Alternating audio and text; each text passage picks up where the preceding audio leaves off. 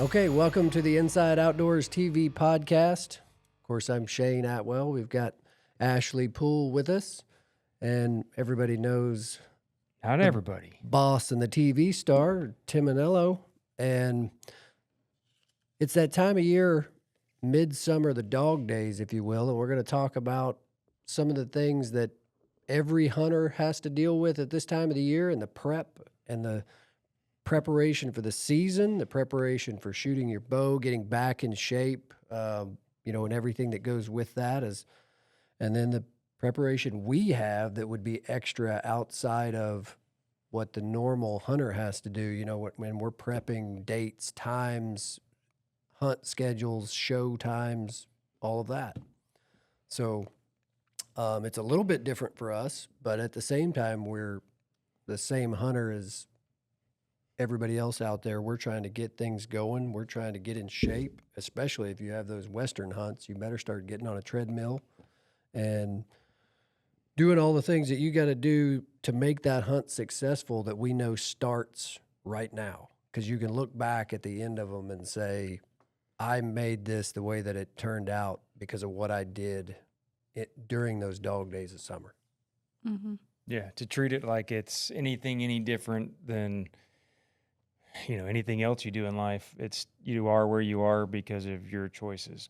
And when you're halfway up the mountain and you're sucking air, or you're sitting in the stand that you've never moved because you're just too lazy, and you keep seeing the deer just out of range, you're there because of your choices.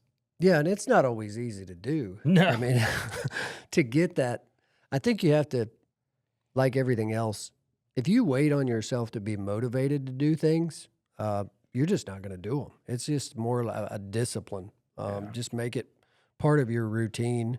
And then, there's also the part that you don't know. Ashley, that first time you went out west hunting and you're climbing the mountain, you don't know what you don't know. Right.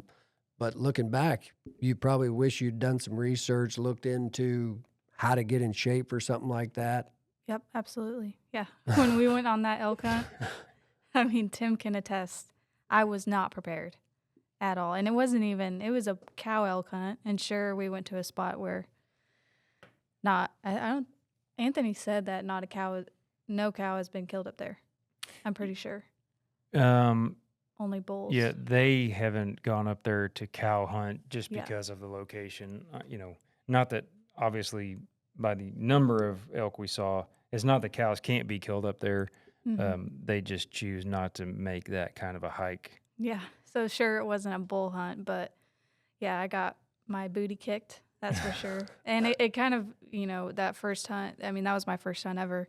And I think it was that first hunt that I realized, you get what you get out of a hunt is what you put into it. Absolutely. And I think that goes into summer prep as well. Yeah, and that's not a guy-girl thing. That's not an age thing. No. Everybody who's been unprepared for a Western hunt like that knows it real quick. And even the guys that, like my first one, I thought, I've been killing it. And I had. I mean, I was in phenomenal shape the first time we went. But what I didn't know was I'd never been at altitude like that. Right. And I thought I was in phenomenal shape. Well, I was for sea level. Yeah. Well, for those that don't, haven't kept up too much or whatever, but so Ashley is, really just come on full time within the last few months. She's been associated with the show for the last few years. And I mean, you grew up sports. Oh, yeah. Playing sports, being active. So it's not like you were just, coming off the couch, eating chips to climbing a mountain. Mm-mm. No, in high school, I was, playing volleyball, soccer, and basketball. And at the time when I went on my first hunt, I was coaching basketball. So I was living somewhat of a physical life, but hunting is a whole nother level. I mean, it's muscles you've never used before. It's mental toughness that you've never experienced before. Hiking. Yeah. Not hunting, but I mean, obviously we were hunting, but you mean just hiking in general? Yeah, hiking in general. Yeah, it's well, they make a step mill, but Mm-mm. It does not mimic the mountain.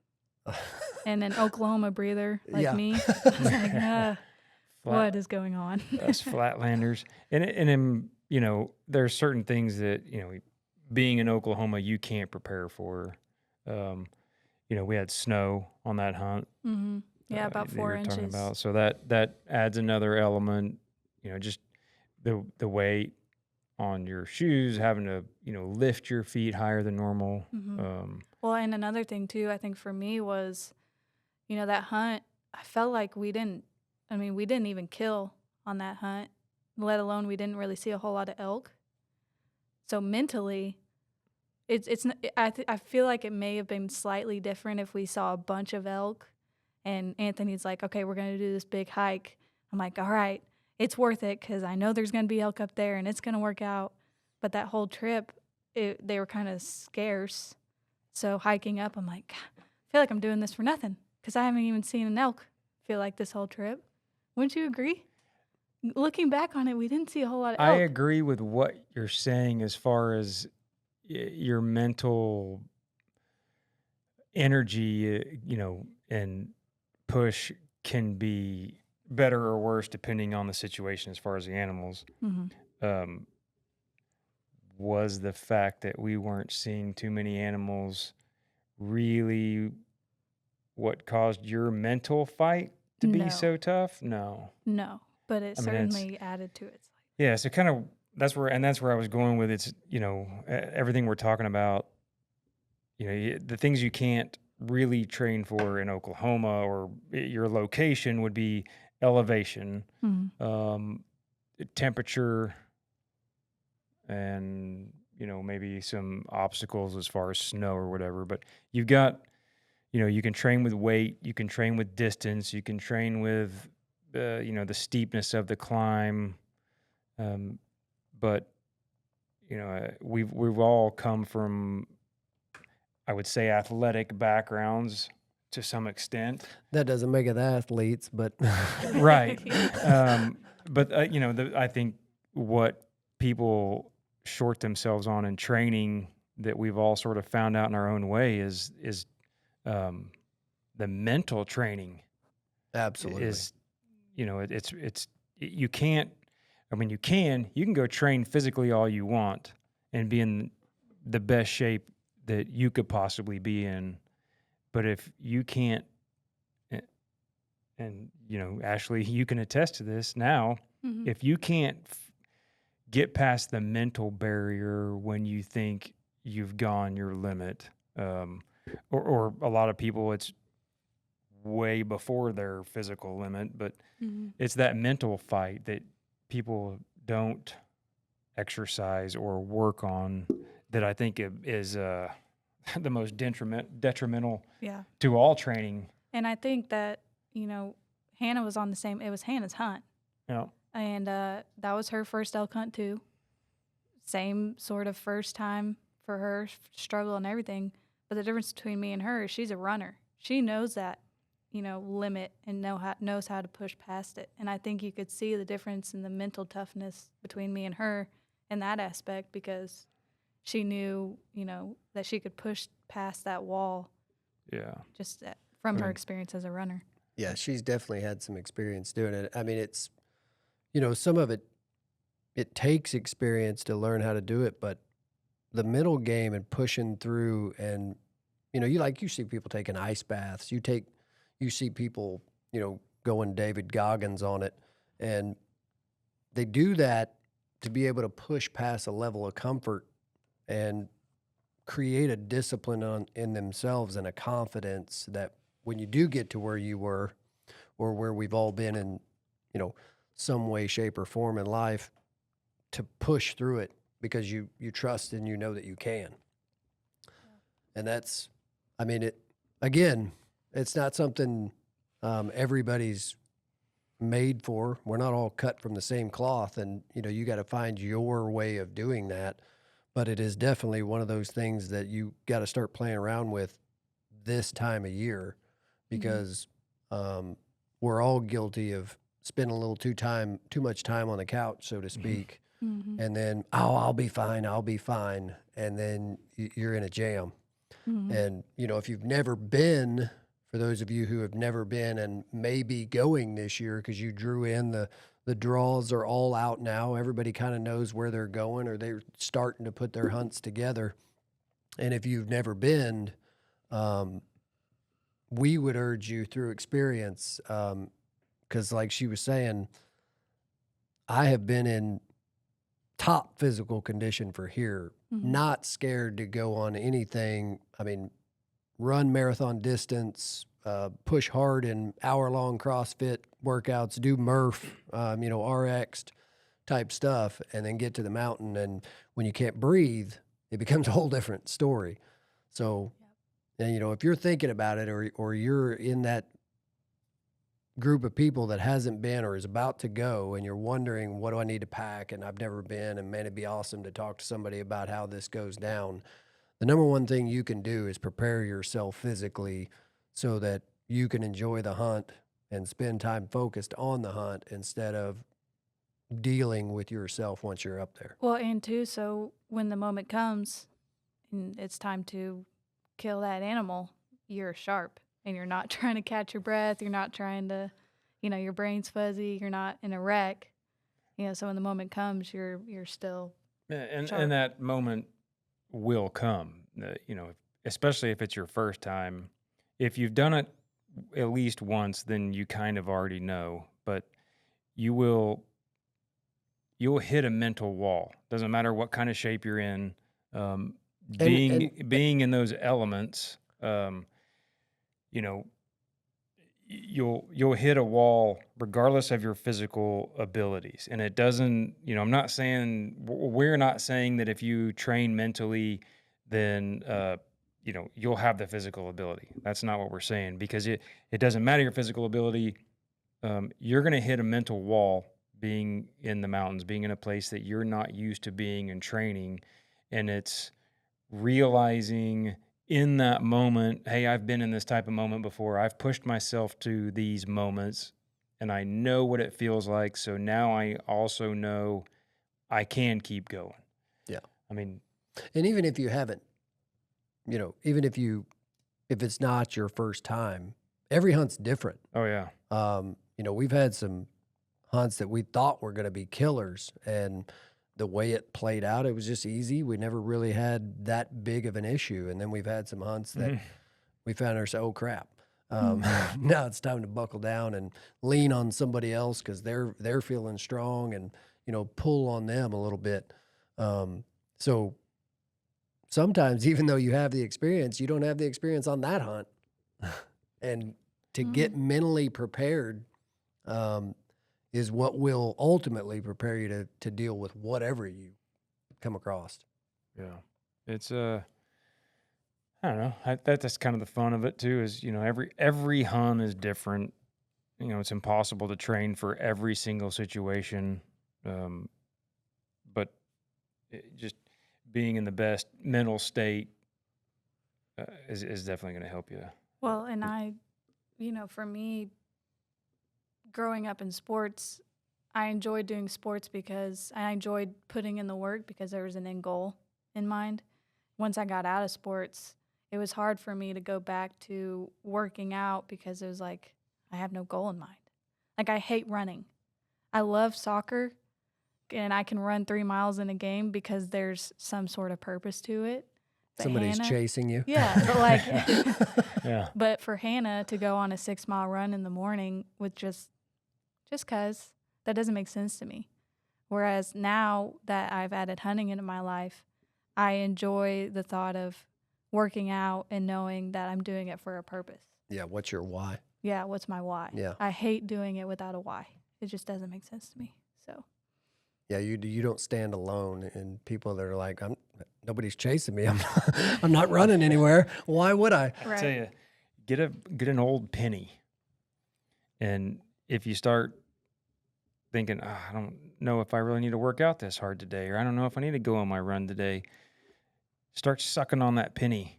And that's the closest thing I know of that tastes like lung burning blood in your breath. Or yeah, I don't know. it's a, that I'm gonna suck on a penny. I mean, I think that's, as soon as we got done playing ball, it was like, I didn't want to run anymore. I never really enjoyed the taste of blood in my lungs. Yeah. For no reason, but get on the side of a mountain and look at something up there, and we decided to go to the top, and it's like all of a sudden my brain doesn't even register that part of the suck.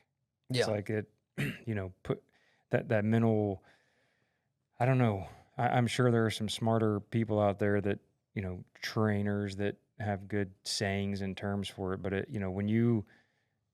when you train mentally for something, then when you're in the situation, it feels like your brain just shuts those bad parts off.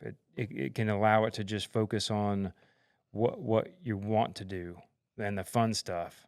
The suck part of it is still there. Your lungs are still burning. Your legs are still burning. You're still, might be sweating, or your hip flexors feel like they're going to snap. But it's like your brain is so used to feeling that during your training and pushing through it, that when you're in the moment on the mountain or the hill, you can, it's like your brain just goes, yeah, I remember all that. But look at that.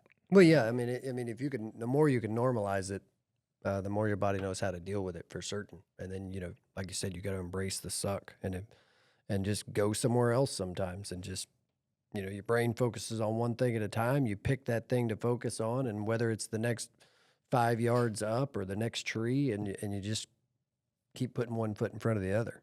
I mean, it's like, I guess maybe you look at football players, like pro league, or even, by college.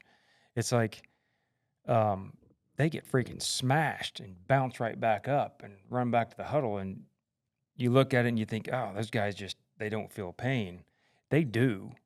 Because if you took them out of if you took them off the football field and off of that training for 12 months, and then put them right back on it and had a guy just face plant them, it's going to hurt, right? Because they're not, it's like they haven't been, like you said, it's not normalized. They're not acclimated to that pain. And it's just the same with us. It's like getting acclimated to the cold. People look at us come February, we're wearing almost shorts and T-shirts out in the snowy days because we've been in the elements all fall, all winter, and we're acclimated to the cold. So for us, 40 degrees is like, bring it on. Yeah. Yeah. And other people are bundled up. So you're acclimating your mind along with your physical part to want that. And is it addictive? I feel like it is. Well, I think anybody who's into competition, it is. Anybody that thrives to have that, goal-oriented lifestyle, it's very much addictive. It's why we seek out what the next thing is. It was baseball for me, and then it became, CrossFit and competing in competition, and then it became competing in shooting handguns, always giving me some reason to try to have to be better for fear of not being good enough. Yeah. But, aside from the Western hunt, there's other stuff. If you're not Western hunting, there's still a lot of stuff that you need to do to prepare to get ready for the season. That's a big part of what we do. By September, that's over for us. And then we've got the rest of the time that we're moving on. We're chasing the rut, if you will, from south to north. Well, and that's that, I don't know if this is actually a term. If it's not, I just made up a term. Situational training. Situational training. It's a new term, Okay. IOTV term. Probably never been used before, especially military or anything, because why would it? But no, the same thing we've been talking about, the mental preparedness, so that in the moment, certain things take over, certain things are blocked out. You got that same mentality goes into whitetail hunting. You're training maybe not to, hike a mountain, but to, for shooting, because it probably shouldn't take you more than a couple of days to train to climb up in a tree. But your I don't know. For Shane, his steps are a little bigger. We have made some sets That's that took true. more than one time to figure out how to get in that tree. Yeah. But shooting your bow is the same thing. It's a physical, it's a mental, probably more so, not probably, definitely more so than with firearms, just because everything is incrementally more affected. Oh yeah. On your shot placement. So shooting over and over, being in that mental place that in the moment maybe you're freezing cold because you've been in the stand for 2 hours longer than you planned and it's too cold, and so your body's frigid, or vice versa, you're burning up, sweating, and you really are just hating it. But that's when the shooter steps out. So now you got to draw your bow when you're maybe more uncomfortable in this stand than you've ever been. But if you've taken the time over the summer to shoot every day, regardless, it could be 10 shots, regardless of the weather, whether it's hot, whether it's freezing cold, whether it's raining. I mean, just go out and do it no matter what. Oh, I would say that's probably, once you get the index down, you've got your basic set of skills in shooting a bow, and you're set. You get it. I would argue that probably one of the best ways to train is to not go out and shoot, 100 arrows a day. Oh, yeah.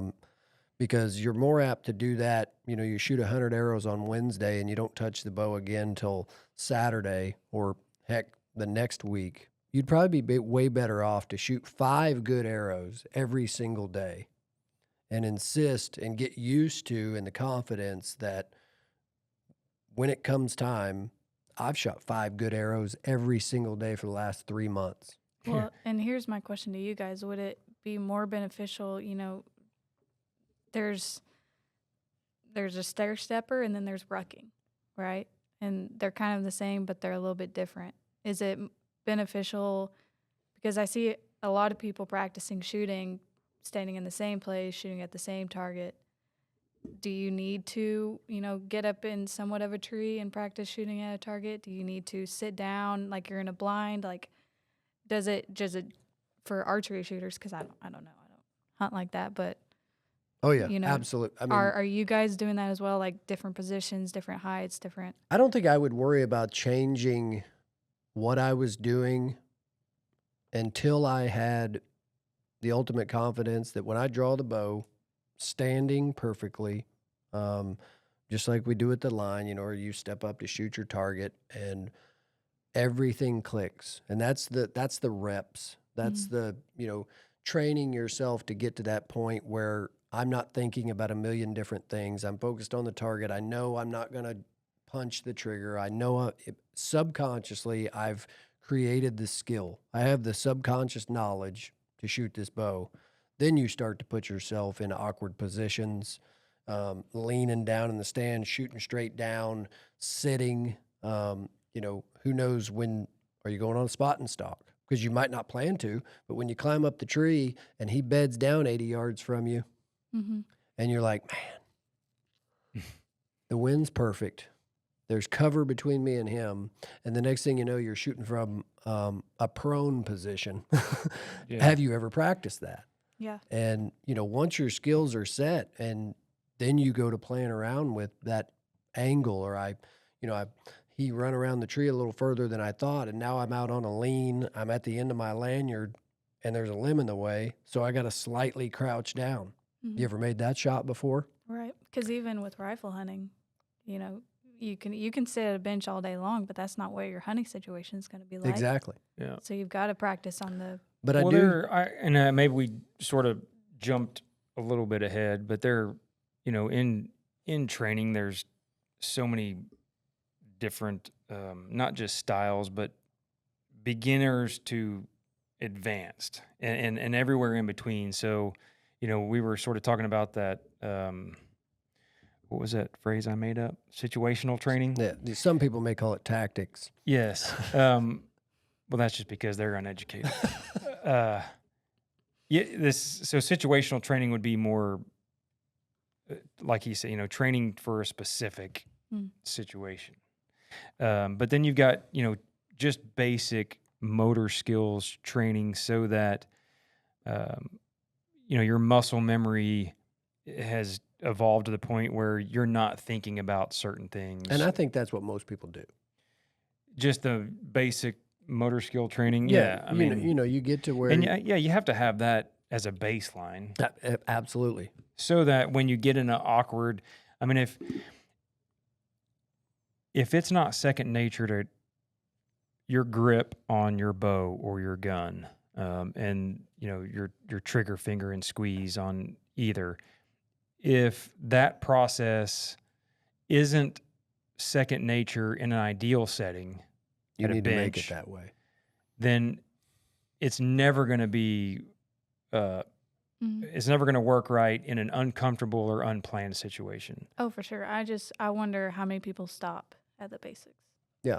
Well, Yeah. probably most. And then we And all if that's do. okay, I don't. Well, it is.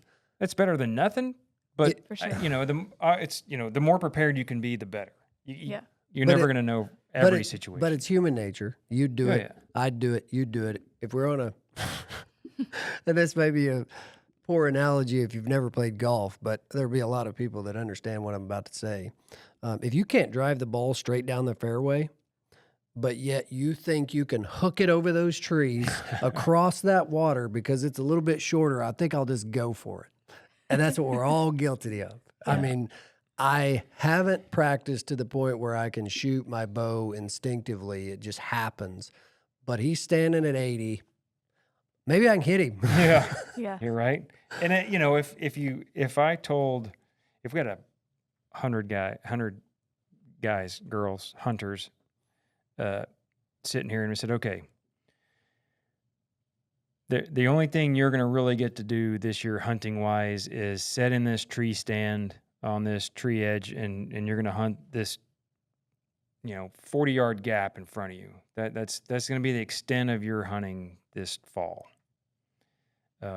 I would venture to guess that 98 out of those 100 are only going to be prepared or only going to start or prepare for that tree stand and that 40-yard gap for that fall. Most of them are not going to go, you know what? I'm going to go ahead and also train sitting down or shooting from my knees or, crawling up and getting up on my knees and shooting or any other situation, because if they feel like that's all they're going to be doing this fall, then that's all they're going to train for. But out of those 98 that's all they train for, like you said, that shooter buck, it might be a state record that is 10 yards out of your comfort zone. Well, you could, if the wind was right, get down and put a slow stalk on him and have to shoot from your knees and kill him.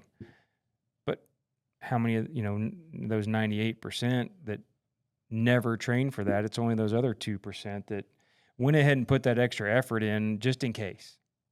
And I think that's where we've all sold ourselves short on that.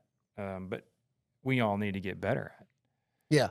I mean, a lot of the stuff that, especially early in my hunting career when I first got into archery, if I did something that was out of, standing there square and perfect and, it was that once you started to get it down, you got a little bit bored. It was like, well, I've done this a million times. And then you kind of start to play around with, well, I'm going to shoot it from this angle, or I'm going to, stand on one leg or lean around a tree or, and, you learn real quick how that gets different. Lost a lot of arrows. Well, and it's, it can be said for 100% certainty. It's a lot easier to stay in shape than it is to get in shape or get back in shape. Yeah. We've been airing bow fishing shows, a couple of episodes, and Oh yeah. that's one of the things we do. It's it's something that we get to do because, you know, we're making these episodes and we're involved in a lot of different things, but boy, it keeps you sharp. It keeps you tuned. Think of how many times we draw the bow in the night. I mean, you probably get, I know I miss 100 fish per trip. So, I mean, Yeah. the muscles that I'm using on a regular basis. And then when you go to pull the bow, you know, my son, he's 16. He's somewhere between 6 foot and 6'1", outweighs me probably now by, 10 pounds, and he still can't pull my bow back. We're still under the assumption he's yours. She's got some explaining to do, but Okay. Because if you're just listening and you haven't watched or are not familiar with Shane, he's a Short king. solid 5'8". yeah, be careful. Yeah, why I have a over 6 foot son with a flowing mane, I'll never know because I have neither height nor hair. But he still can't pull my bow back, and probably every bit as strong as I am, but hasn't used those muscles, hasn't developed that yet. There'll be a day I can't pull his bow, but Cam Haynes' son has struggled the dude can do 1,000,000 pull-ups. And for the longest time, he couldn't pull his dad's bow back because Cam hunts with a 90-pound bow at times. And so, just to develop and work throughout the summer, if you didn't do anything but just get out there and do things that maintain what you carry through the season. Don't ultimately let it die. We all want to put it down for a little bit, have a break. I think it's what keeps us fresh. I think it's healthy to do. And then, about this time of year, the draws come out or you go and put out that first camera and you start to get the itch. And that's when it's time to pick it back up and start to get into it and just keep it maintained. It is so much easier, like you said, how quick we fall out of shape. Because if it took half the time to fall out of shape as it does to get into shape, it sure doesn't seem like it takes. It seems like it takes a day or two and it's gone. Oh yeah, I don't even like talking about how fast I've got a metabolism, whatever. Just my body style is. Everybody wants what they don't have. Like, you're just skinny, and I'm like, oh yeah, well, you're stronger because skinny sucks when it's trying to gain muscle, but it's so frustrating how fast. It might take me 3 months to put on 5 or 6 pounds of muscle. I say 3 months, maybe 4 or 5 months, but in 3 weeks, I can lose every bit of that. And that was 3 weeks. I bet in a week, if I didn't, if I wasn't keeping up a good protein in my diet and doing nothing physical, I'll bet in a week I could lose that 6 pounds of muscle. It may not translate into 6 pounds lighter on a scale, but as it just turns to mush, yeah, it's so frustrating. Yeah, and that was before you were 48. Right. But this time of year, talking about just preparing and stuff, and you brought up trail cameras. I think that's got to be one of the most exciting parts of June, July, August. Everybody's getting their trail cameras out, getting them set up, getting feeders running if you haven't had them running. Just getting your inventory of. It's almost like, sort of like making your Christmas list when you were a kid. It may be my favorite part of the year. I love the work, and I think it's because of the anticipation it creates, and scrolling through my phone app to see what bucks showed up, seeing the work pay off, putting out the feeders, sweating, weed eating stuff that you can't get to with a tractor or a truck, and you carried a weed eater or a machete. I have taken a handsaw and drilled a hole through the woods for a half mile before. I love it. I love the sweat. I love at the end of the day when your socks are wet. Yeah. I don't know why, but I absolutely love the preparation and some people would call it farming for whitetails, if you will, because, love whitetail hunting. But it doesn't matter if it's whitetail hunting or, waterfowl hunting or whatever it is, planting millet, just to get out and do the work and the anticipation of what's going to happen. Yeah. And I think that a lot of this stuff that we're talking about is a big part of why, media nowadays or this generation has a misunderstanding of hunters. Because a lot of people don't see the work that's put into it before the kill. Like, Yeah. The physical aspect, the food plotting, the I- preparation, all the hours and the days that go before you kill an animal. And no one knows that. People know that, but not a whole lot of people know that especially the ones that are dogging on us and the hate comments and everything like that, and then it's just, not to go down a rabbit hole, but it's funny how so many of those people, and I've got some, old friends, some extended family members who still, are like, why you got to kill that? And, the same people who have no problem putting in the effort to drive to the grocery store to get a prepackaged pound of hamburger meat have an issue with us going through this process and the effort that we put into bettering the herd of whatever animals we're hunting. We take out a select few and then turn those into meals. And yet some of these people have a problem with it, I guess, because it's not prepackaged at Right. Kroger. I don't, again, I don't want to go down a rabbit hole for I don't those either, folks, but I mean, Well, I in my think- opinion, what we're talking about has a whole lot more respect for the animal than driving to the grocery store and picking it up in a package. And at the end of the day, But that's just my opinion. most of them just don't understand what we put into it and the appreciation and what we will put into making these animals live beautiful lives. I mean, I'm on my second ton of protein feed. I've got multiple feeders out on my lease, and I'm mowing trails, and I'm, putting out mineral. I want to make sure that does are healthy. So when they throw fawns, that I'm not even going to even consider shooting for 4, 5, 6 years. I want them to be healthy.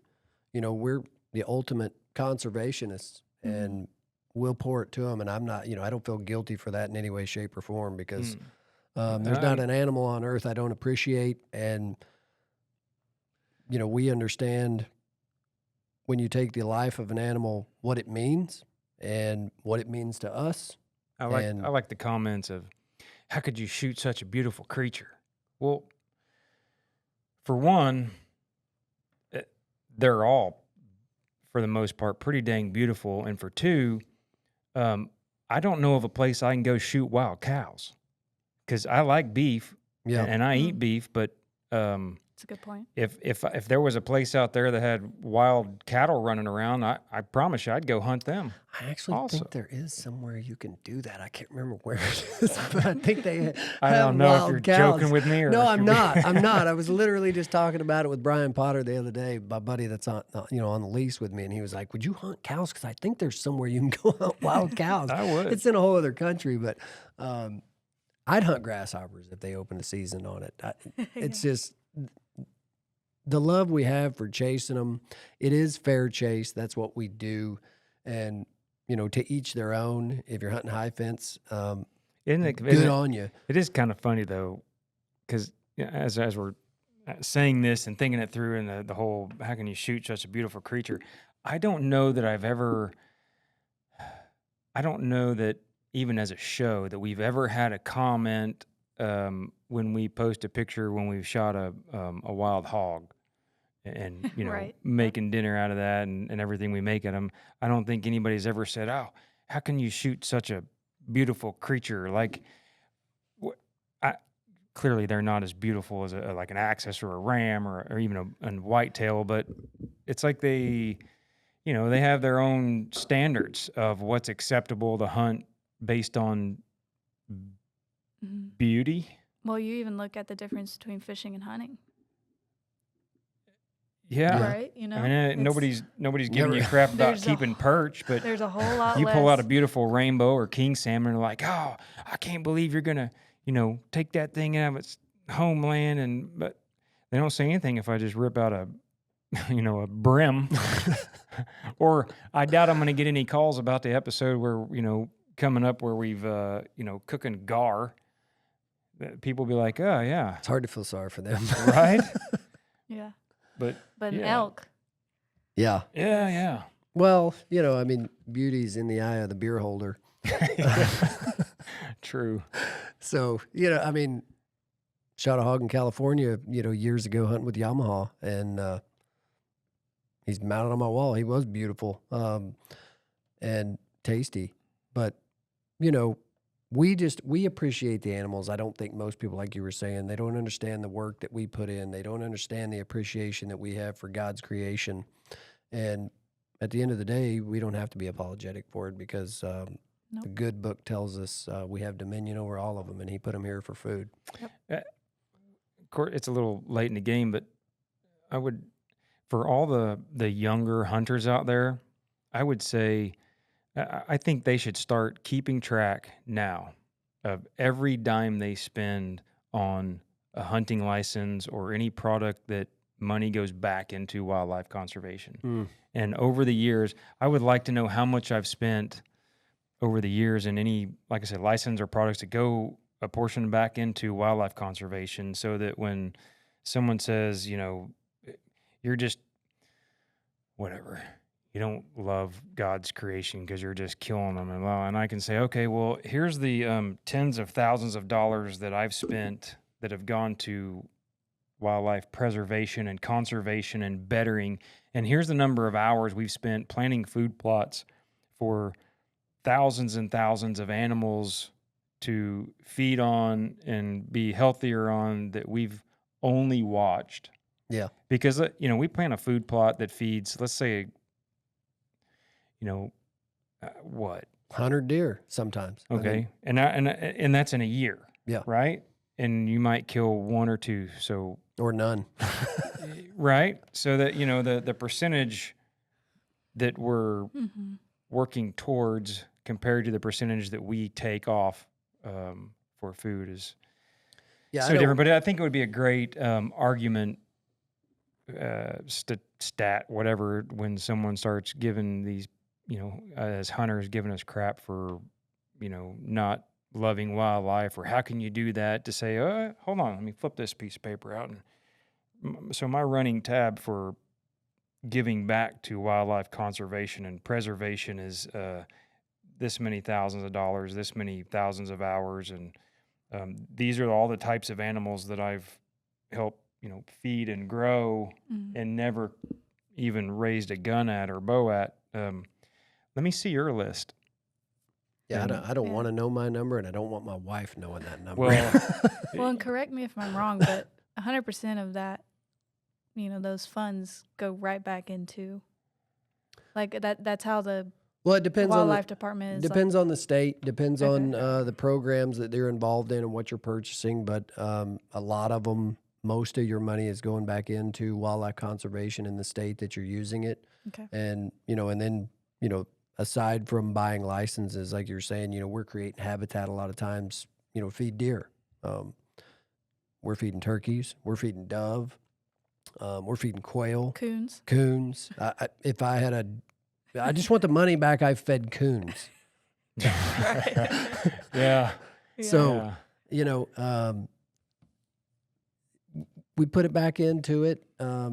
We should be proud of what we're doing ultimately. And, if you really looked at it, maybe the most expensive meat you'll ever eat is some of the deer we've shot over the years, because the price per pound is way up there. Yeah. So kind of going back to, talking to the young hunter, and especially this kind of question for me as a beginner hunter, but, if I don't have the equipment to be, or the area to be able to build and plant this huge food plot, what can I do, or what can they do to? I know me and Shane have talked about this a little bit, but what are some small things that they can do that can almost kind of mimic a mini food plot where they could see success there in the fall? If you own a rake, you're hunting public ground. Like here in the state of Oklahoma, you can't bait on public ground, and obviously you can't go plant on public ground, but you can go learn where your oak trees are, learn where your acorns are going to fall. Really? Oh yeah. Okay. Whether it's a red oak or a white oak, they're going to fall at different times of the season, and then go find that spot. Go in there and rake back some of the leaves, rake back the underforage. One, you're going to let new growth start to come up. It's like a food plot in a bottle, if you will. Anytime you can expose the earth and let new growth come in, but even when it doesn't come to new growth, rake it back and make it easier for them to get to the acorns. They'll pile to them. So go back and what are you asking exactly? I'm just just kind of for the listeners and really just for me myself. If I didn't have access to this team, and I mean, for my entire life, I've wanted to get into hunting. If I didn't have you guys to kind of teach me and mentor me, and I could go to our leases and I could watch, food plot. If I was on my own, what would you tell me? Like if you just met me and I was like, I've heard about food plots, don't really know. I don't have the resources or the place, but I want to put in this work. Maybe I have a smaller lease, or my buddy's letting me use this piece of property. I don't have a tractor. What can I do? I've got a lawnmower. Is there something I can do with that? Absolutely. That's a tough. And then if it's too tough, I was just. It's not. It's a little bit open ended because it's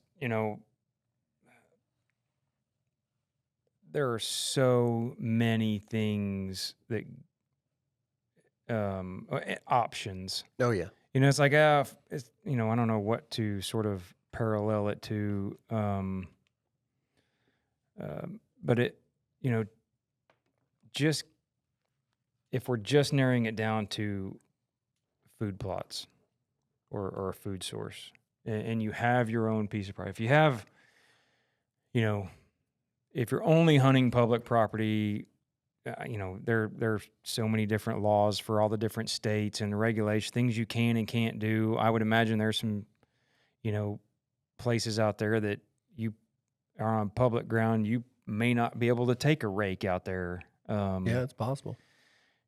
Surely you're not going to be able to burn where you want. You're not going to be able to, I don't know. I don't know all the different laws and well, I guess things that you can and can't do. But if you have a piece that, just is your buddies or you guys have permission to hunt, say you go talk to a landowner, you're like, hey, would you mind if we hunted on your property? We want to kill some does or whatever.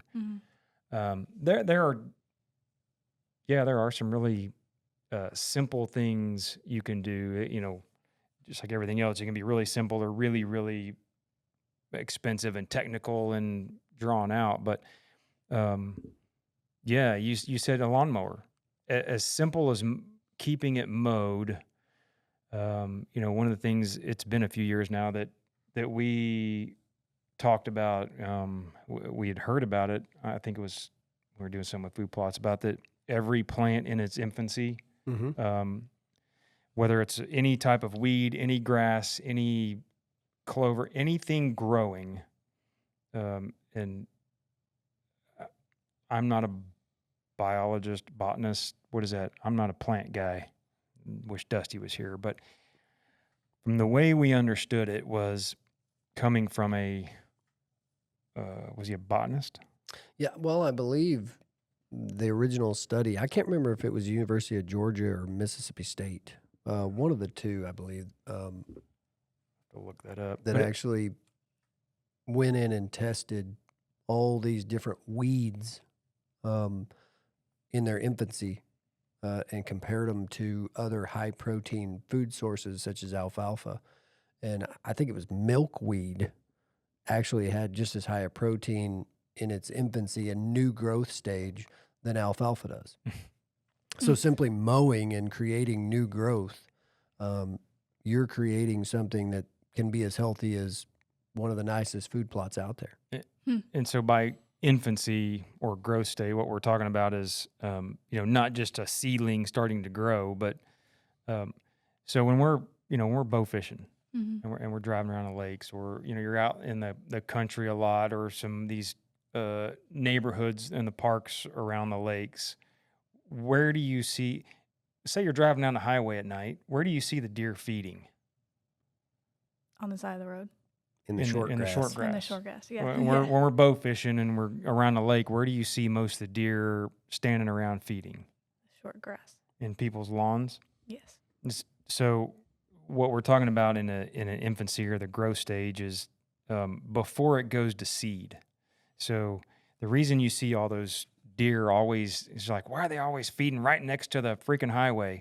Well, it's because it's kept mowed, and they're in people's lawns eating on their fescue or their whatever they've got planted, because it's being constantly mowed.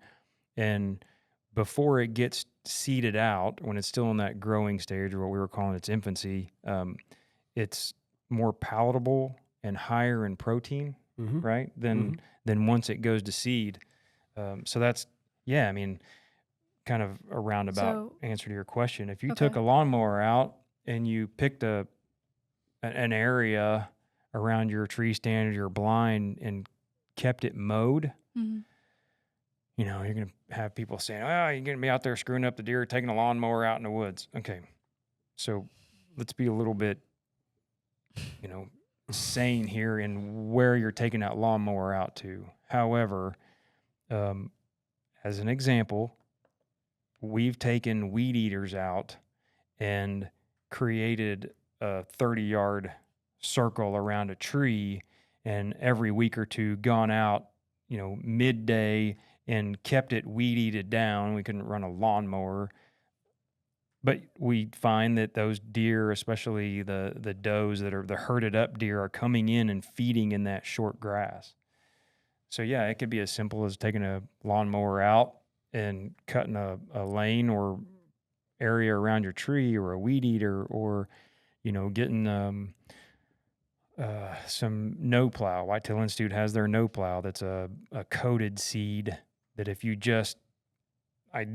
take a rake and just rough the ground and get some seed to soil contact, it's going to grow something for those deer that they're going to want to eat. Or if you spill it in the back of your truck, it'll grow. It will. It doesn't take much. And then you can research equals results. I did That's it. right. I did it. I grew Whitetail Institute Imperial no plow right the bed liner of my truck. Did you really? Yeah. Yeah, it did. What is in the bed of your truck? There was just some dirt spilled in there. My wife, she had some potting soil, and it was just the remnants. It's not like there was enough for it to actually do anything. And it Took there was root. I had a cut in the bed liner where I drug something across there and ultimately split it. And it took root, grew right through that bed liner.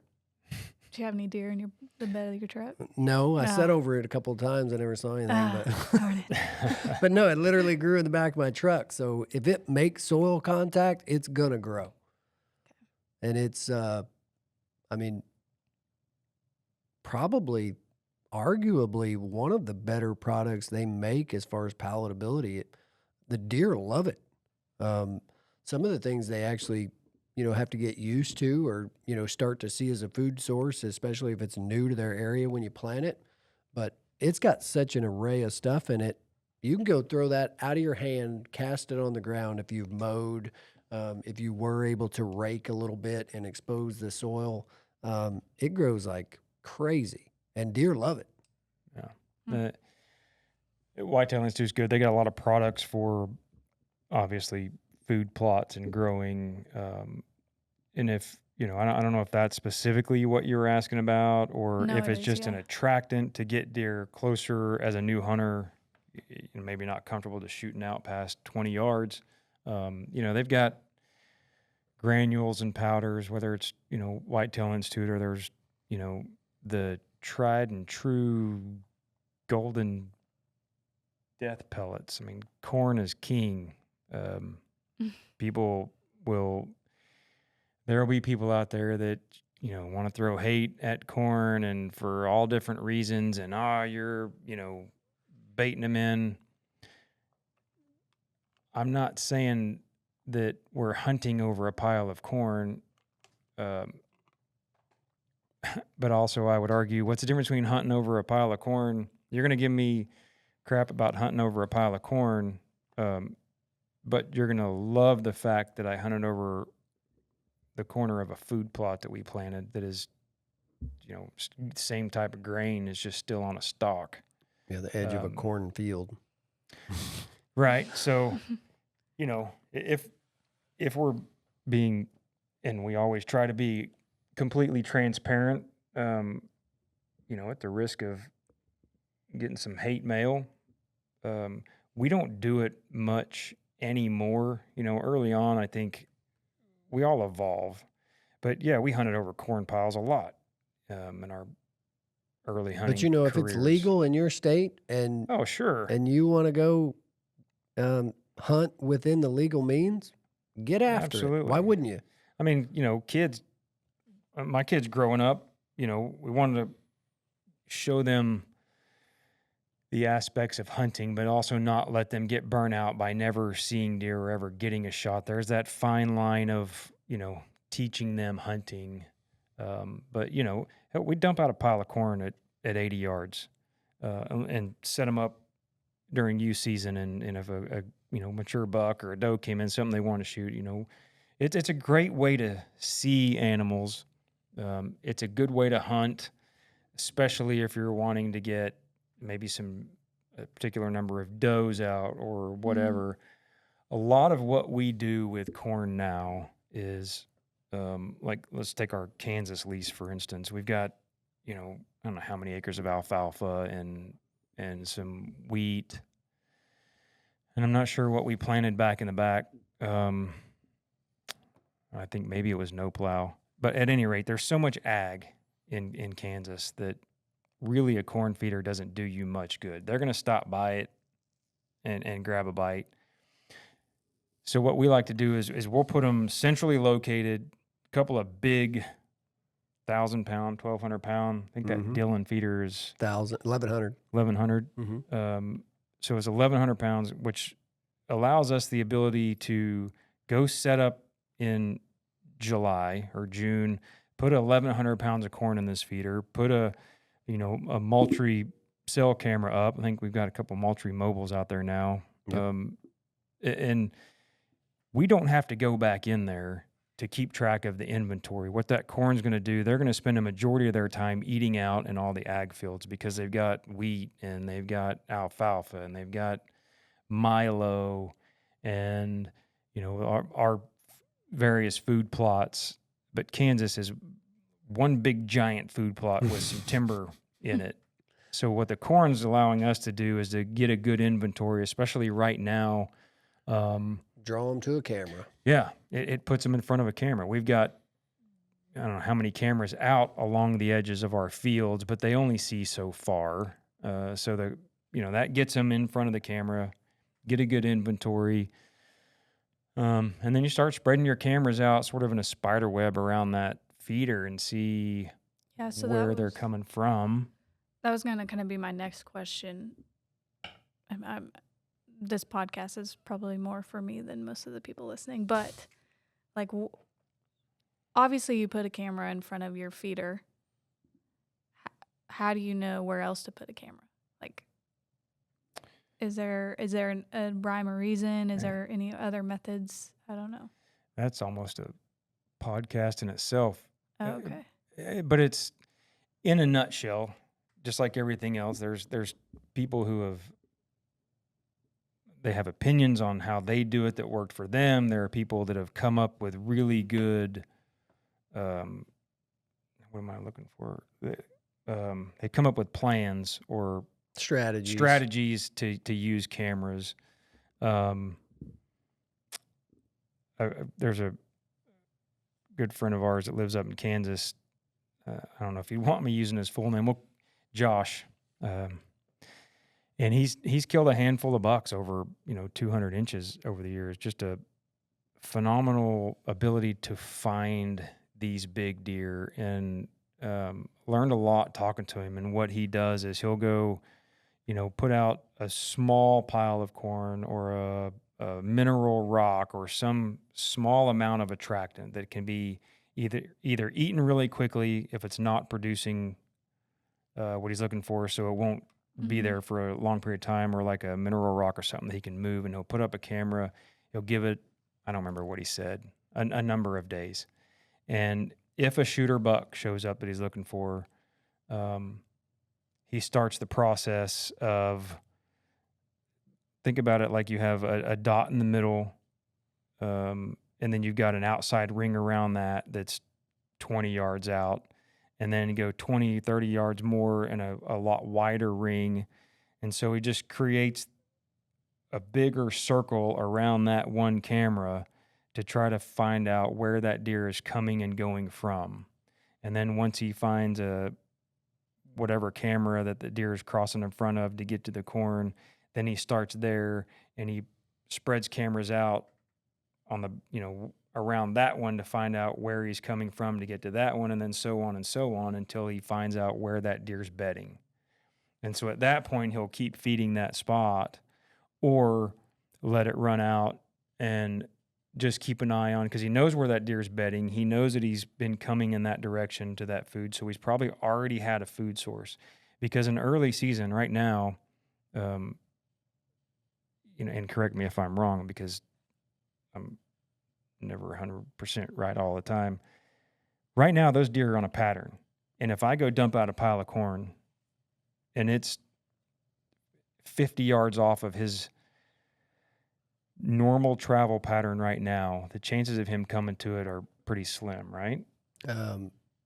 It is amazing how little they travel. Yeah. On the lease currently, we have 7 or 8 different feeders running that are maybe a quarter mile from each other, and we will not have the same bucks on different cameras. They're just food to bed. They're usually close to water, and they're moving.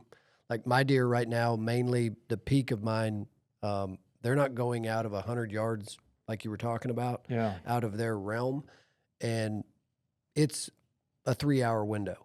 I'm getting them from 2 in the morning to 5 in the morning, and then nothing else.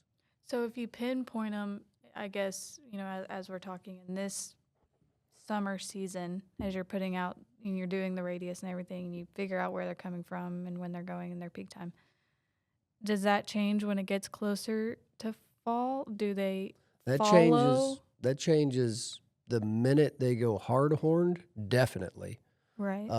But then also it depends on the food source that you're in. And like he said, you could really rabbit hole out in this conversation, but it depends on so many variables. But what they're doing right now in July and August, you cannot count on come October. Then what's the point? Inventory, Okay. herdier health, Okay. healthier herd, said that backwards. Really starting to see, what do I have? Mm. What's out there? What can I expect? Because a lot of guys, I want to shoot a 200-inch deer. I think all of us do. Can you shoot a 200-inch deer where there isn't one? No. So it's like you got to have a reasonable expectation of what you've got available. You really get a chance to look at a deer's structure. Now's the best time to learn a deer's age. Really learn when he comes in. Now I'm not having to say, how old is he? How big is he? I already know. Mm. I know this deer. I got 100 pictures of him. Okay, that makes I've already sense. judged his body. I know everything about him. I know if he's a shooter the minute I see him. Well, so when you said, what's the point? I don't know exactly what you meant by what's the point of. I guess in the sense of targeting that deer. Yeah, I guess in the sense of what's the point, because I get the inventory part. Yeah. Mhm. And what you were talking about with the radius and going out and figuring out where he's, I don't know if you're talking about if that's during summer or if that's during fall. No, it'd be during summer right now. So they have a summer pattern. Yeah, so my question was, And so what's they're the- going from bed to water to food to water to bed. But keep in Mhm. mind, in Kansas, he's going to be hunting them in their summer pattern because Kansas season opens early enough to be able to do that. That Kansas muzzleloader season, Yeah. they put giants on the ground and they're super predictable. So Okay. right now you're, and it can depend on the age of the deer. The older they are, these older bucks are gonna have a lot less variance in their travel pattern. They're gonna be pretty strict on where they're going to and back to bed. If they can get up and walk 10 feet and get something to drink and get the food they want and lay back down, they may never move more than that 10 feet. That's rare, but Mhm. so they've got a true pattern throughout the summer. And so what you're trying to do is find, talking to Josh, I know there were times where he would take that food and that camera and move it 20 yards, and all of a sudden that shooter shows up. I mean, he was just 20 yards off. Mm. That draw to the corn, that smell isn't enough for some of those big mature bucks to veer off 20 yards when they have everything they need. You heard me today talking about one of the Yeah. feeder sites I've got.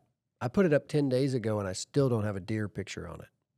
And it's a whole lot better than the other. And I'm really wanting it to be good because it's one of my favorite spots on the ranch. Mhm.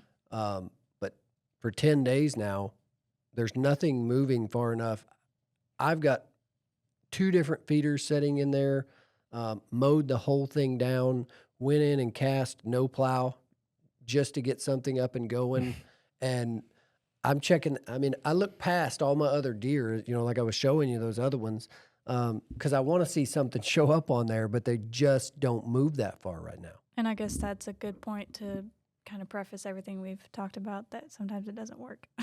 Oh, Like, they're animals. They're wild well, animals. we like to rationalize things as humans based on like that looks like a perfect place for a giant to show up. Well, is that a perfect place for you as a human? Like if I was a deer, that's where I'd go spend my. I do that sometimes when I'm fishing. Sure. Oh, yeah. You It's- probably it's- do. Like this lure looks. this place is I'd- killer. Yeah. Look at it. It is sexy. Yeah. Like There's no way there's not a If bass I was a in there. fish, I'd be under that rock. These fish are stupid. Well, right now I've been perfectly wrong. It's my favorite spot to my eye. Yeah. And it's not just my eye. I mean, I put it in a spot where ultimately I think it's in a spot where I feel like during the rut it's going to kill because it's where 2 pinch points come together and it's going to be good, but I want it to be good right now. And they're, like he was saying, I could be 20 yards off.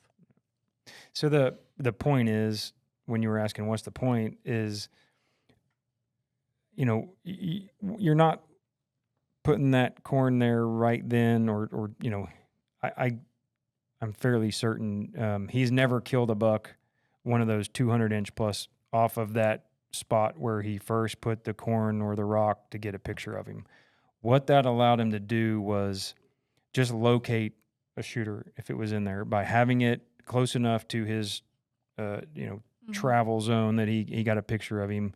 And then it like I said, this is a whole different podcast that we should have him in here as a guest. But anyway, so he works his way in with the cameras and finds out where this deer is going back, where his bedding is, where his home range is, his bedding area. So from there, there would be a bit of a rush, I guess, time sensitive to kill him while he's still in that summer pattern, because that's only going to last until he loses his velvet, or when the rut hits. Once they lose their velvet, they're going to be less trawling of other deer. They're going to just change. They're going to start moving a little more and more. There's a lot of that open for discussion. How much that old buck is going to increase his travel area except for during the rut. But once you've got it down to his bedding area, you can then start hunting the outskirts. You know where the food sources are that he might be going to. And so you start setting up around that bedding area.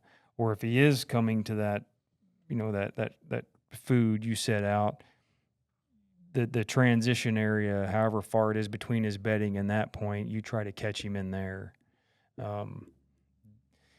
That, I guess, would be the point of that. And if you can duplicate that process, like he's been able to do several times and be extremely successful at it, you know, you just take that on a different scale and change it a little bit for where you are and the number of deer you have. If you've got a buck showing up, K&K, an outfitter in Kansas, some of the most incredible people in their scouting techniques clearly pay off by the deer, the caliber of deer that they shoot every year, their clients shoot. When we hunted with them in the past, they do all their scouting from a mile away or half a mile away. All their scouting is done through spotting scopes and binoculars, watching these fields, seeing where these bucks enter and exit the field, because during that summer pattern, there's not going to be a huge difference daily where that big buck enters that, whether it's a cornfield or a bean field or a, you know, field of dreams. He's going to come in and leave in a pretty close to the exact same spot every day during that summer pattern. And then they'll go in, what, I know it's been a few years, but he said they go in the woods twice a year to hang or adjust stands and trim shooting lanes. And that's in the summer. And then I guess the only other time they'd go in is to hunt or if they needed to adjust something. When they take hunters in, they go straight to the stand and straight out. Everything that they want to know about that buck is known before they start hunting. So when they go into the woods, it's with a purpose of just getting in the stand and then getting out of the stand and back out as quick as possible, because they know that stand's going to be in between where they're coming to that food source and where their bedding is. And so, you know, that is sort of the same process that Josh was using to find those big deer, but in a way that it's set up over these huge, giant ag fields.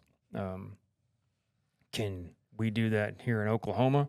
Not really, because we don't have a bunch of big ag fields unless we, you know, our food plots, we try to do that on. But, you know, there are places like up, you know, on the Drummond Ranch. It's cattle country. You look at thousands and thousands of acres, and it's virtually the exact same. You feel like you're looking at the exact same piece of property over and over and over again. And like, how are these deer getting this big? And where are they going? Like it looks like they could literally bed anywhere and then get up and drink anywhere. You got cattle ponds or creeks. You know, obviously there are some drier places, but then the food is the same on almost all of it. So it's like, how do you narrow that down to where's good? And it's, you know, using the cameras, putting those feeders out or corn piles and locating a good buck. But that's all part of the prep, you know, that we originally started this thing off on. Is it's that time of year. It's time to prep, and it's time to start to figure those things out. Some of it's just by trial and error. I mean, we've been like with this feeder spot that I've got, I've been as unsuccessful as I've been successful. And it, you know, you don't know what you don't know, like we talked about earlier, and you just got to get out there and try some stuff. It's part of the work. It's part of what makes it fun, because you get to figure it out. And when it finally does pay off. And I guess, you know, it's somewhat of a guarantee, but I would imagine, I've never, for the listeners, been whitetail hunting. But I would imagine when that rut hits, it's just, you could be going after a target buck and then all of a sudden this buck you've never seen before pops out, right? And at the same time, you can be wasting your time going after If a there's- target buck because he might be in another county. If there's one thing that is a guarantee in hunting, is that nothing is a guarantee. Hmm. You'll be baffled that, it could be the day that is the perfect conditions, and for whatever reason it's off, or we've got a couple of spectacular leases, and for whatever reason everything seems good, and then the deer just leave for a year, a fall, and to us as humans nothing changed. And it's like, what? But it's going back to preparation. It's preparation, constantly learning, refining what you think you know, because what we think we know Well, that's probably also changes. I think you said it best there. What you think you know. Yeah. Because it's ever changing. What's your kind of off topic, but your email signature is like something about the more you practice, the luckier you get, or something like that. I guess it's kind of the same. The harder mindset. you try, the luckier you The get. harder you try, the luckier you get. That's yeah. I stole that from a really good friend of mine, and it's not even his email anymore. And I think he told me at one point who said it, but very, very dear friend of mine, John Cobine. That was his email signature years and years and years ago. Maybe when email first came out, but it always struck me as like, at first I was like, what? That makes no sense. But the harder you try, the luckier you get. It's figure it out, I guess. if you don't know, you'll never know. But I got to start trying harder. I haven't been all that Yeah. lucky lately. no, it's you increase your odds of luck. They're Yeah. if you never try something, you're never gonna get lucky at it. I mean, I'd rather be lucky than good any day. It's just something that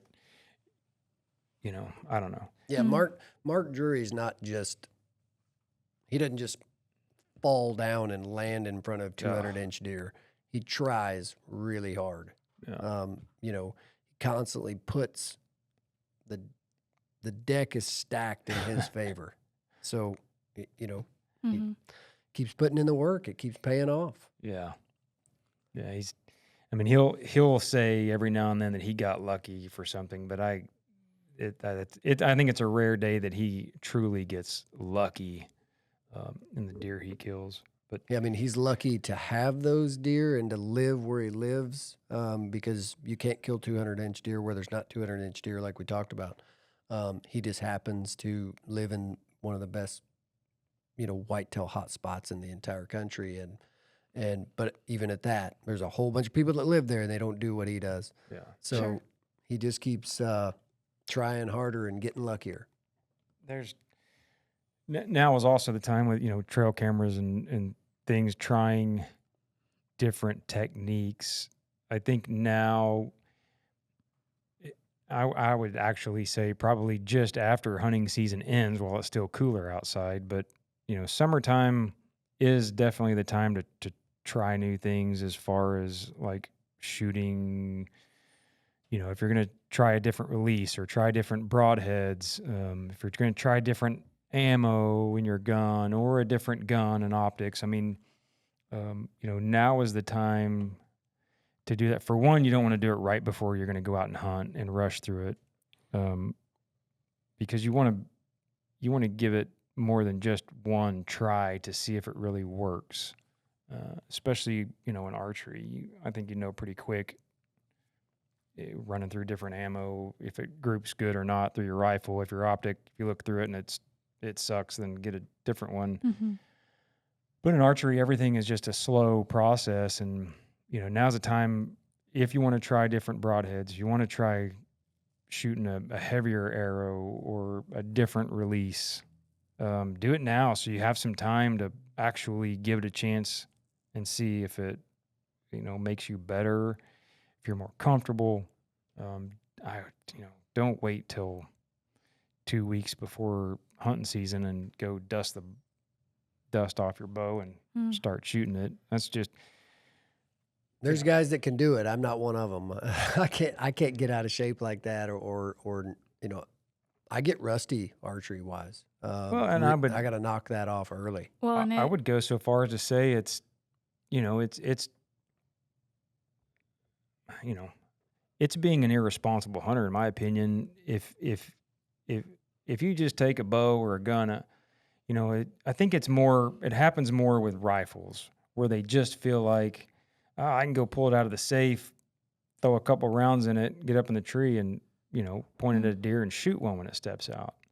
And then, something's happened to the scope, or whatever can happen has happened that caused that thing not to shoot right. And even worse, in archery, it's that muscle memory. It's all that stuff we kind of went over, that if, you wait till 2 weeks before you're going to go hunt and you take your bow out and you shoot it half a dozen times, you're like, all right, I'm good. And then you go out and, take the life of an animal for good reason, but without due process and making sure your equipment and yourself are ready for that task. Sure. Yeah, I see it. I guess you could call me an artist. So sometimes I see things visually in my brain. I paint pictures, and when we're talking about this, I kind of relate it back to, you can get a new pair of boots, and sure, they're going to help you walk up a mountain. But if you put them on right before you walk up that mountain, guess what you're going to get? Blisters. Some blisters. Yeah. So, kind of same thing. It's like if you want to try something new, work through, quote unquote, the boots, so that when the time comes, you ain't getting freaking blisters. Yeah. Yeah. There's one of the podcasts that I think is going to be really fun for us to do is going into just the advances in product and technology in hunting, and whether or not it's made us better or worse as hunters, whether it's made it harder or easier in reality. But to your point, yeah, years ago when, shot some competition archery stuff at events, and there was a couple times that, you start to feel like I'm pretty good. I was shooting better for me with all this nice shiny new stuff, and guy comes out with a, I don't know what year the bow was. It looked like a 80s model old Bear something or other, shooting these big giant telephone poles for arrows. His bow's probably shooting, I don't know, 200, 250 feet a second. And the guy absolutely drilled me into the ground because he didn't miss. And I was like, holy smokes, man. Like I know why you've never got a new bow. You just shoot the lights out of that thing. Like just, and he's like, yeah, it's not that I don't have the money or I don't want to. He's like, but, like I shoot this thing so well. It's just an extension of my arm. I've shot it for so long. He's like, I can't bring myself to go get a new one. And one of the guys actually said, he's like, I went and tested some new bows, and I wasn't comfortable with them, couldn't shoot them, so I just stuck with what I had. And it was like, if you can shoot where you're aiming, You're done. it doesn't matter Yeah. what it is you're shooting. I mean, yeah, there's some speed, deer or whatever, ducking the arrow, but If it ain't broke, don't fix it. yeah, I mean, if you, I don't care how fast it is, I don't care how quiet it is, I don't care how much it costs, or how many, cylinder bricks it can shoot through. If you can't hit where you're aiming and you miss, what does all that matter? Well, it matters a little bit because it's our nature when something better and cooler comes out. Yeah. Look at the bow industry over the last, probably 15 years. They're putting out, for a couple of years, every 6 months there was a new bow rolling out. Yeah. And it's not uncommon to go on and see people selling the one they bought 6 months ago because they got to have the new one.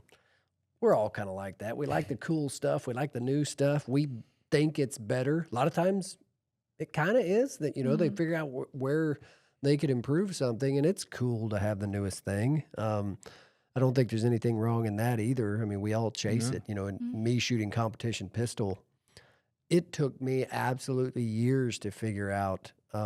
It doesn't matter what gun I'm shooting; it's the shooter. Yeah. So you know, technology. Like I said, this is going to be a really fun podcast. The one when we do that, but the technology, they're changing things to make it.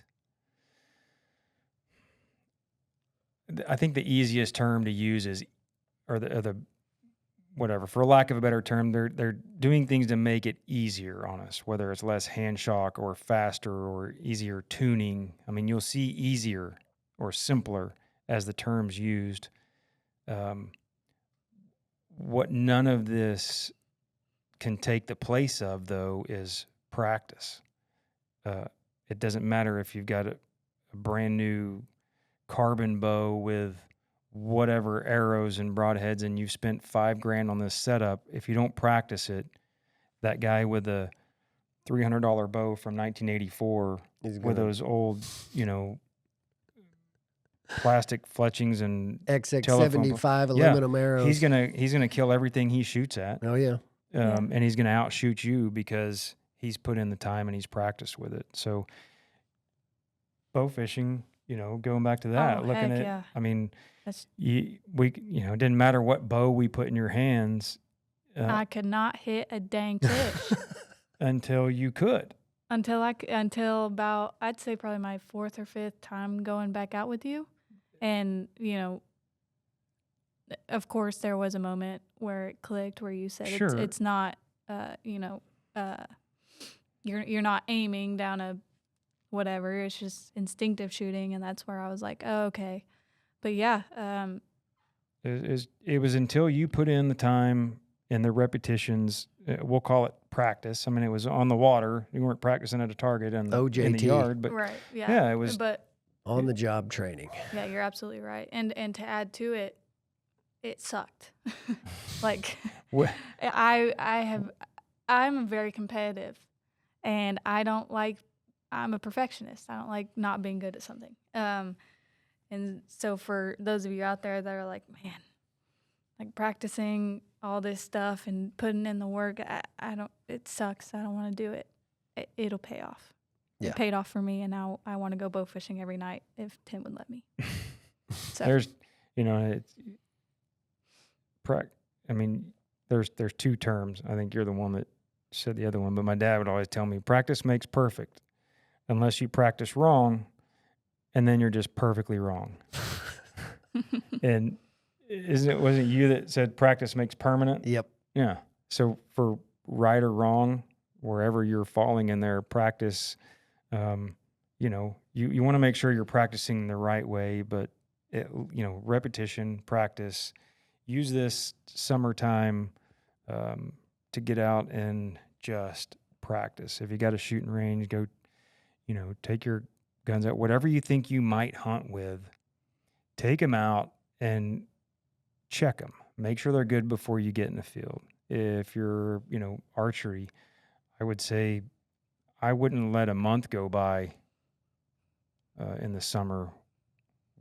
I think you should shoot realistic goal, let's say twice a week, during the complete off season. And then the closer it gets, I'd say by June, July, especially into August, you should shoot every day, whether it's 5 arrows or 50. But if all you have time for is 5, yeah, and you walk out there cold, like you're going to be in the stand, you're not going to get to warm up and shoot 20 shots at the target before you head to the stand. It's not bow fishing. Go out there, pull that bow down, say this is the moment, and shoot a cold arrow. Yeah. And shoot 5 arrows, keep those muscles in tune. If you're brand new to this, do not be results oriented. Do not worry about where that arrow is flying as much as the process you need to learn, because you can't do it right if you don't know how to check off the steps. Get close. You'd be a little bit worried about where the arrow's going. Well, get close to your target. Just don't be like me. Forget about where the target, hitting gnats at 40. close your eyes, get up there close enough that you can close your eyes and see what it feels like to make a good shot. And then work through that process, because when you get to the stand and the time comes and you don't want to get buck fever, if you stay process oriented, when he's standing out there and you start checking off your checklist and you go through your process, the next thing at the end of that process is a dead deer. Do you know, I've thought about it over the years, and I know like at 3D shoots and stuff, they'll have those mats, or I want to say they're almost like screens that they'll hang behind the targets, Mm-hmm. so that, not using broadheads, but using field points, that they won't penetrate that screen or Right. that mat. I'll have to look and see. Actually, if we find some, we'll put it in the description of this or something. I think what a lot of people are scared to do, is you don't have a lot of room to shoot. You don't want to be flinging arrows and bouncing it off the top of the target into your neighbor's yard. Yeah. Not that I've ever done that.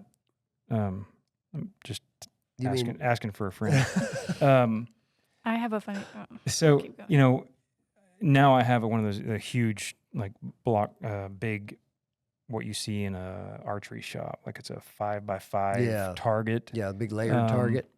But those are expensive. So if you just go get a smaller target, but like I said, we'll look, see if we can find one, put in the description, a mat or something that you can hang up just beyond your whatever target you're shooting at, whether it's a hay bale to start with or whatever, so that, to your point, you're not necessarily worrying about hitting, a pie plate or a dinner tray, that you can just start shooting to get comfortable and then slowly bring it into,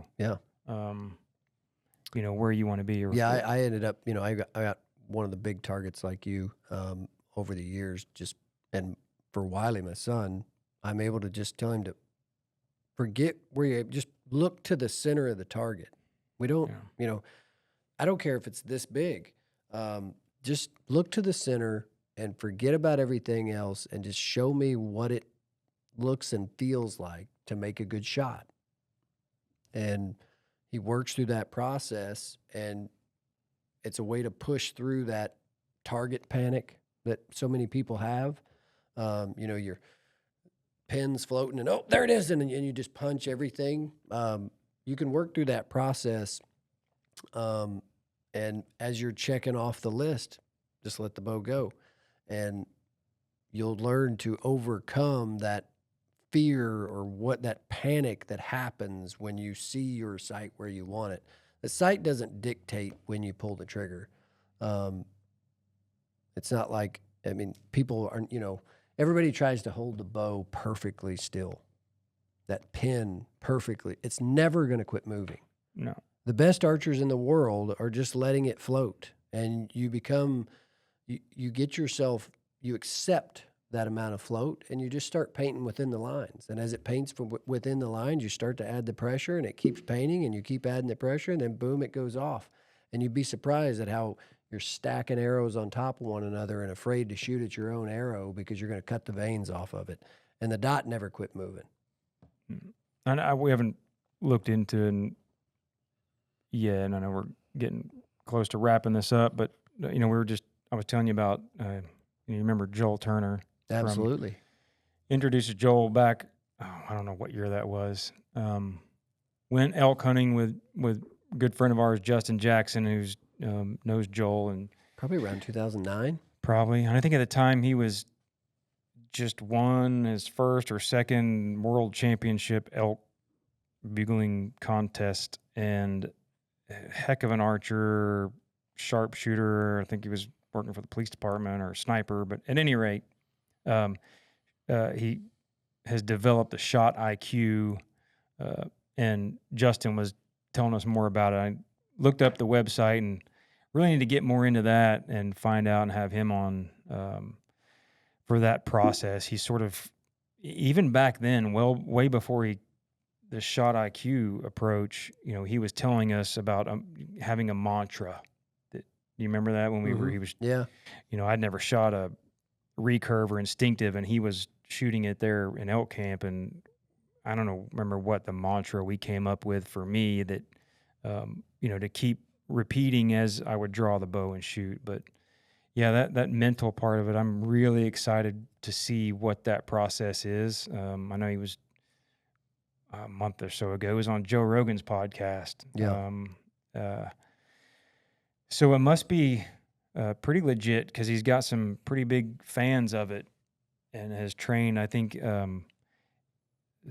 there are actually pro athletes now reaching out to him for this mental technique of, I don't know if it's confidence, but I'm pretty excited to dig into that and see what he's come up with. So maybe I can get rid of my terrible habits and the target panic that sets in every now and then. Yeah, I mean, I haven't looked into it in depth. I guarantee it's a process oriented, whatever technique, and the mental side of everything you do. Lanny Basham, he's Olympic gold medalist in shooting. Oh, yeah, Laney. He says that the right amount of mental capacity to win the Olympics is just slightly more than let's have fun today, because you got to take the tension out of it, and you got to take the stress out of it, and just go perform what you know how to perform. Yeah. And I'm sure that Joel has got that down to probably the same. It's not coincidence that amazing athletes like Tiger Woods, Michael Jordan, look at all of them and then go look and listen to what the pros say about them. Every single one of them talk about their mental game and their practice. And people call me mental all the time. we talk about your mental game, but it's a medicated mental game. Different type of game. I don't know what HD is exactly, but my doctor says I got 80 of them. Well, I think that's a good example of, if nothing more than anything, just where to start this time of year.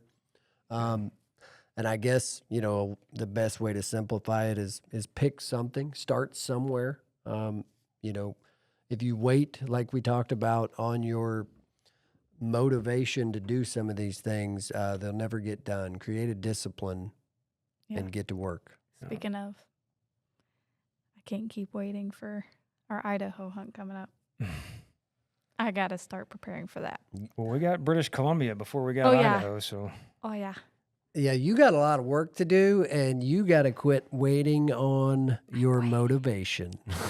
Well, as we get into the next month or so, I think a topic that we need to cover is, we sort of got into it here, but physical training, mental training for different types of hunts, and, from Ashley's aspect of, not a full-on beginner, never done it before at this point, but, newer to, more, I guess, seasoned. I mean, we don't live in the mountains, so we're not training like that, but, a lot of training, whether it's CrossFit or rucking, the things that we do, and the difference of opinions, the difference of ideas, questions you might have that we can answer for people who are, maybe looking to go do a bigger hunt and are worried about the physical part of it and what they can do, and be a good topic. Yeah, I will have a lot of insight. We'll keep you all updated. All right. Well, anything else that y'all want to cover on the summertime lull or the blues or the summertime preparation? I don't know exactly. I think more than anything, learn to enjoy the work. It really makes the hunt that much sweeter. Yeah. Yep. Yeah, for sure. I mean, and if you can learn to enjoy, what did you say? Learn to enjoy the work? Yeah. Yeah. The work that you put in and the embracing the suck yes, becomes the enjoyment for you. It's so rewarding because you work your tail off, and then finally that hunt and that moment comes, and what you've put into it, and it's that much sweeter. Yeah. Hashtag embrace the suck. Yes. Embrace the suck. Get inside, outdoors hunting big game. I come alive before opening day. It's twisted addiction that calls my name. I gotta get inside, outdoors hunting big game. Keep up with IOTV on social media for all their latest news, tips, and giveaways.